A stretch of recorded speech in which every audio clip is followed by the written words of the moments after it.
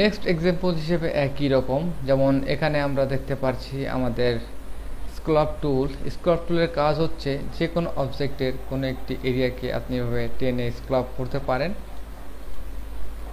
এটিরও intensity রয়েছে। একটি box তৈরি করুন এবং এই বক্সের যে কোনো একটি পয়েন্টকে এভাবে আপনি ড্র্যাগ করে দেখতে পারেন ইনসাইড এবং আউটসাইড।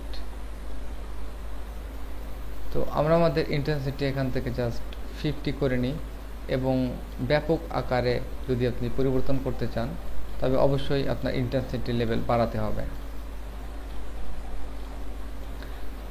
বেশিরভাগ সময় আমরা র্যান্ডম ধরনের আর্টওয়ার্কের কাজ করে থাকি, যেটি হয়তো আমরা আমাদের লগো বা অন্য ধরনের কোনো আর্টওয়ার্কের কাজের জন্য এটি ব্যবহার করে থাকি। এটি অনেক সময় অনেক ইউনিক টাইপের ইফেক্ট বয়ে আনে, কারণ আপনি হয়তো খেয়াল করবেন যে কোনো টাইপোগ্রাফি বা টেক্সট এমন রয়েছে আপনি ফন্টটি খুঁজে পাচ্ছেন না, যেমন টাইপ,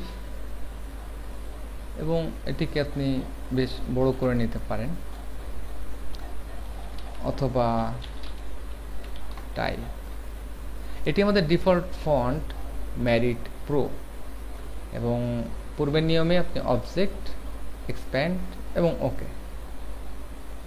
এবার আপনি এটিকে জাস্ট সিলেক্ট করুন। আপনি ইচ্ছা করলে এটি ভিতরের দিকে অথবা আপনি ইচ্ছা করলে এটিকে বাইরের দিকে এভাবে ড্র্যাগ করে নিতে পারেন।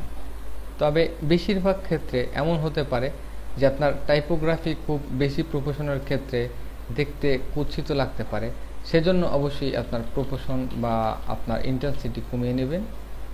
এই জন্য আপনি এখান থেকে ডবল ক্লিক করে 20 অথবা 10 সিলেক্ট করুন এবং ব্রাশ সাইজ আপনার এখানে 20 সিলেক্ট করবেন, কারণ আপনার কর্নারগুলো অবশ্যই খুব বড় দিলে ভালো লাগবে না।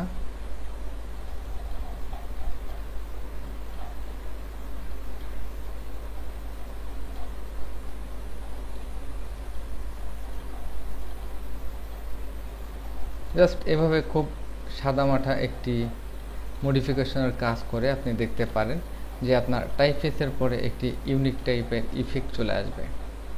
আরেকটি টুল সম্পর্কে আমরা এখানে আরও জেনে নিই, যেমন এখানে রয়েছে আপনার ক্রিস্টালাইজ টুল, এবং এটি একটি শেপ তৈরি করে সেম একই নিয়মে আপনি এটিকে সিলেক্ট করে যে কোনো কর্নারের উপরে আপনি এভাবে ড্র্যাগ করতে পারেন। বাইরে থেকে যদি আপনি এটিকে ড্র্যাগ করেন এবং চেপে ধরে রাখেন তাহলে দেখতে পাবেন যে এটি একটি ইফেক্ট এখানে বয়ে আনবে। আমরা জাস্ট একটি বক্স এবং এটিকে জাস্ট এখান থেকে 50% সিলেক্ট করি, আপনি 100% পর্যন্ত সিলেক্ট করতে পারেন, তবে এটি খুব বেশি ইফেক্ট পড়বে একই সাথে। মনে রাখবেন আপনার ব্রাশের বাইরের অংশটি পর্যন্ত এটি চলে যাবে, এজন্য আপনি আপনার কতটুক এরিয়া নিয়ে করতে চান এটি আপনি যদি সিলেক্ট করতে চান তাহলে আপনার ব্রাশ সাইজ অবশ্যই ইনক্রিজ এবং ডিক্রিজ করার চেষ্টা করবেন। আপনি যদি ব্রাশ সাইজ বড় করতে চান সেজন্য আপনি শিফট অল্টার চেপে এভাবে টেনে বড় করে এভাবে ক্লিক করে এটিকে বড় করে নিতে পারেন। তো সিম্পলি আমরা দেখলাম যে কিভাবে কাজ করে আমাদের এখানে ক্রিস্টালাইজ টুল পর্যন্ত। সর্বশেষ এখানে আরও একটি টুল রয়েছে, এটি হয়তো খুব কঠিন কিছু না, এটি এখানে দেখাই দেওয়া যায়, তবে এটি আপনার যেরকম আইকন দেখতে পাচ্ছেন ঠিক মডিফাইটা এরকম ধরনের হবে। এজন্য সিম্পলি একটি বক্স আগে অঙ্কন করতে হবে। বক্সটি অঙ্কন করার পর এটিকে সিলেক্ট করে আপনি একই নিয়মে ভিতর থেকে বাইরে থেকে আপনি পুশ করে দেখবেন যে কোন ধরনের ইফেক্ট এটি আসে।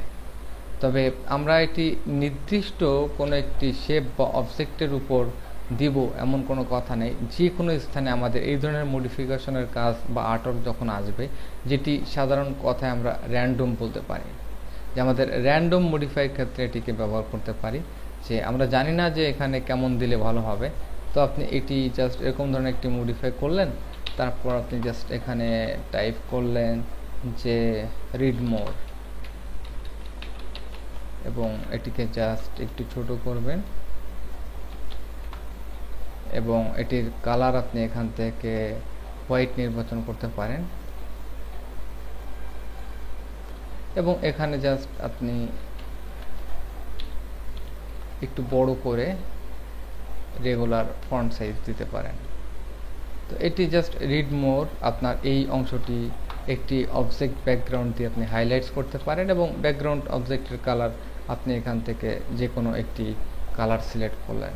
এটি হচ্ছে আমাদের এই শেপ মডিফিকেশনের কাজ। তো আমরা এটি মোটামুটি বুঝলাম। এরপরে আসুন আমাদের ফ্রি ট্রান্সফর্ম টুল, এবং আস্তে আস্তে করে আমরা এগুলো শেষ করে ফেলবো দ্রুত। তারপর আমাদের আরও অনেক প্যানেল এবং আমরা রিয়েল টাইম কিছু প্রজেক্টের কাজ